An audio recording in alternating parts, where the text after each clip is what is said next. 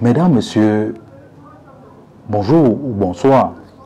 Cela dépend du lieu où vous nous recevez. Nous avons décidé, une fois de plus, après vous avoir embarqué dans un micro-programme que vous connaissez déjà et tout dit, de vous offrir autre chose en plus. Vous amener là où les autres ne vous amènent pas. Nous vous amenons à comprendre l'environnement dans lequel s'exerce le pouvoir exécutif. Pour y parvenir, nous avons choisi quelque chose de complexe. Complexe à partir de notre posture. Il est difficile de vous y amener sans votre adhésion. Nous avons réfléchi à toutes les formules possibles. Nous sommes parvenus à une seule. Vous amener dans les écrits sur le passé, le présent et sans doute le futur du Cameroun. La finalité, c'est quoi? C'est vous familiariser à l'exercice du pouvoir. Cet exercice du pouvoir qui passe par la connaissance de l'État.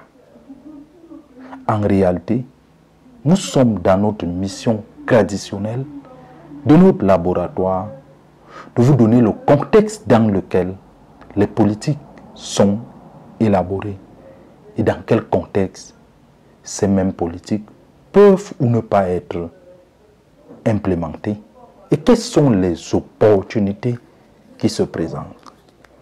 Mesdames, Messieurs, il était difficile de choisir un autre nom. Ce programme, c'est littérature politique.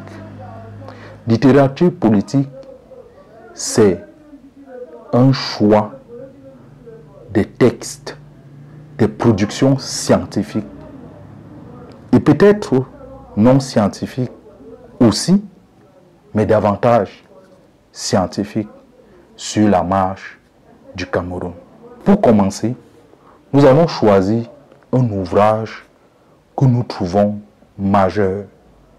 C'est l'ouvrage sur le Cameroun, sur le monde, sur l'Afrique. Cet ouvrage qui est rédigé par un ancien ministre de M. Paul Biya renseigne davantage, de par son titre, la tragédie du pouvoir sur ce qui est réellement fait dans l'encre, dans la peau d'un dirigeant. C'est un ouvrage paru en décembre 2023. Nous avons la chance d'avoir pu, dans la préface, bénéficier sans doute des dernières phrases du professeur Joseph Ouna, paix à son âme. En 18 phrases, il classe ce livre dans une dimension qui peut, si nous ne nous abusons, être considéré comme un livre du chevet, un livre de chevet pour les dirigeants d'aujourd'hui, aussi pour les dirigeants de demain. En réalité, pour le professeur Joseph Ouna, Bernard Messengue Avon se présente comme le Machiavel des Kropiques. Dans cet ouvrage de 6 chapitres, quasiment 400 pages, l'auteur nous décrypte de l'intérieur, parce qu'il faut le dire, il est un haut commis de l'État, il a été contrôleur d'État, il a été conseiller technique dans les services du Premier ministre. Ministre, pas des moindres, ministre des petites et moyennes entreprises de 2004 à 2006 et ministre des Travaux publics de 2006 à décembre 2011. C'est donc un homme de l'intérieur qui nous parle du fonctionnement du pouvoir. Nous ne sommes pas des bénis oui-oui dans ce qu'il dit. Mais nous pensons qu'il a choisi une posture que lui-même décrit en ces termes. La tragédie du pouvoir, quant à elle, au-delà du genre littéraire qui met en scène des personnages héroïques, Dans des circonstances excitantes, l'émotion est la situation dans laquelle se trouve un gouvernant enfui dans des paradoxes de tout genre. Il nous pointe là la position qu'il donne à cet ouvrage qui est réellement une mise en bouche parce qu'il ouvre la boîte noire de David Easton. Il ouvre pour nous dire en 6 chapitres comment est dirigé un pays. En républicain, il part sur la posture institutionnelle en présentant ces contraintes-là. Les barrières institutionnelles endogènes. Il parle également dans un second chapitre de ce peuple introuvable. Cela vous dit, sans doute, à l'heure où on s'apprête à réviser les gouvernants en 2025, le peuple doit-il répondre à ce rendez-vous en étant introuvable ou doit-il jouer sa partition? Troisième chapitre, le pouvoir à l'épreuve des contraintes économiques. Dans contraintes économiques, vous comprenez l'environnement de définition des politiques publiques.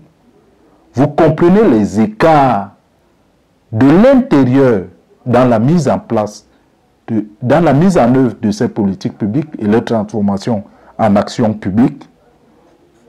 Vous trouvez également dans une deuxième partie les contraintes sur la temporalité politique, le poids de la période préélectorale. Nous y sommes quasiment. En cette période, qu'est-ce que le gouvernement essaiera de faire qu'il n'a pas fait il y a 7 ans? Ce poids de la temporalité préélectorale est remonté. Qu'en est-il des périodes post-électorales? Nous avons eu des élections en 2018. Qu'avez-vous fait? L'auteur nous dresse quelques lignes de compréhension. Mais dans un environnement comme le Cameroun, il est important de connaître aussi le rôle de l'entourage. L'entourage sur le pouvoir. Et cela, le docteur Messenger Avon nous le graisse de manière particulière.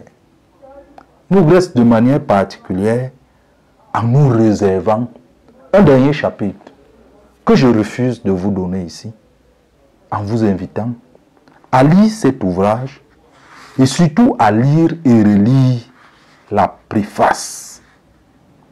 La préface qui est importante, la préface du professeur Joseph Oona, je dis bien 18 phrases en quasiment une page et demie où il dit ceci. Il aurait gagné à prescrire et à édicter des règles universelles et invariables de gouvernance, mais sa modestie le lui interdit. On observe aussi la modestie de cet homme, de cet auteur, par la dédicace à qui Messenger Avon dédie cet ouvrage, La tragédie du pouvoir.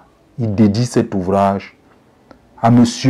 Luc Loué, qu'il considère comme son père professionnel, auprès de qui j'ai appris le sens de la grandeur de l'État et celui de l'honneur.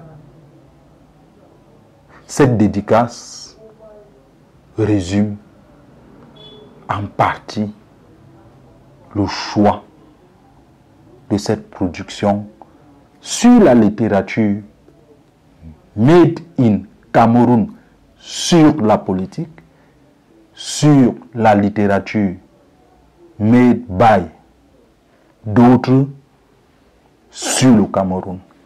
C'est donc dire que vous devez vous habituer à une sorte de vulgarisation de la science dans ce micro espace.